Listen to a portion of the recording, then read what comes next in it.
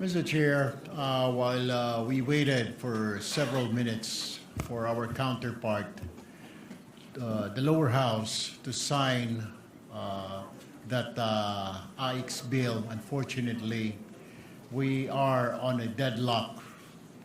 Ayaw pong pirmahan at gusto po nilang nakikiusap po na pag-aralan pang mabuti ang ilang probisyon ng nasabing panukalang batas. Partikular po ang Section 17 kung saan nakasaad po doon na bawal po ang politiko mamigay ng ayuda, lalo na po ng DSWD. Pag-aralan daw po nila doon. Hindi ko po maintindihan kung ano pa pong pag-aaralan pa. The section says, clearly specifies na bawal po ang isang politiko na mamigay ng ayuda na galing po sa DSWD mismo. Yun po yung pinagkatatalunan po namin kanina pa po. Unfortunately, we end up nothing. When we waited for them, they also waited. Pero meron pong ilan sa kanila na ayaw pong pirmahan ito dahil kailangan pa daw ang pag-aralan. Hindi ko maintindihan, Ginoong Pangulo, ano pong pag-aaralan doon? Is it because natatakot po sila na finally, after so many years na ginagamit itong AIX na ito para gamitin sa pamumulitika, ititigil ng batas na ito? What is wrong with that, Mr. President? I don't see anything wrong na pagbabawalan ng politiko na mag-distribute ng pondo ng DSWD for his personal gains? Well, I don't see the logic, Mr. President. Number one, hindi po natin pondo yan DSWD, AIX na yan. Hindi po dapat ginagamit ng mga politiko yan. Dapat ang DSWD ang namimigay lang yan o ang executive department, ang Pangulo, dahil siya po ang head na lahat ng agencies. Ito po ang nagiging problema, Ginoong Pangulo. So, nais ko na lamang po siguro pag-usapan po natin sa bicameral conference po ito, BICAM, para ma-ironed out ho itong mga gusot na ito.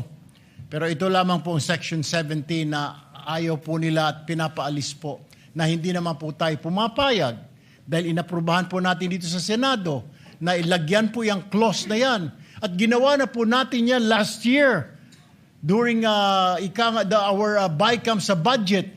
Sinama po natin yung clause na yan na walang politiko ang dapat mamigay ng ayuda. Ginagawa lang po nating batas na ito, Ginoong Pangulo. Ayaw po na lang pirmahan. Ayaw po nilang aprubahan. Kailangan daw muna nilang pag-aralan. Ano ang pag-aaralan dito, Ginoong Pangulo? What is there to study, to review na yung politiko wala doon sa pamimigay ng ayuda?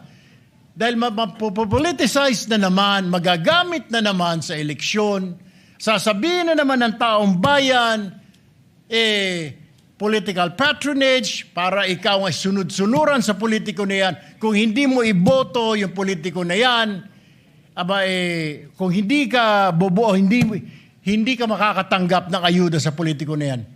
Matagal na po kasing ginagamit yan eh. Matagal na, Mr. President. It has long been a practice.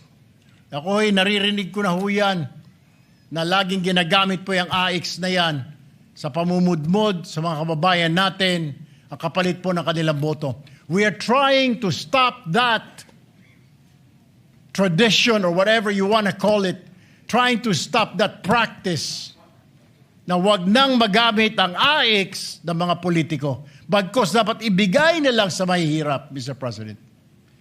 And I'm sorry, Mr. President, that all of us waited for several hours, hoping that our counterpart would approve that. Unfortunately, it did not happen today. That's all, Mr. President.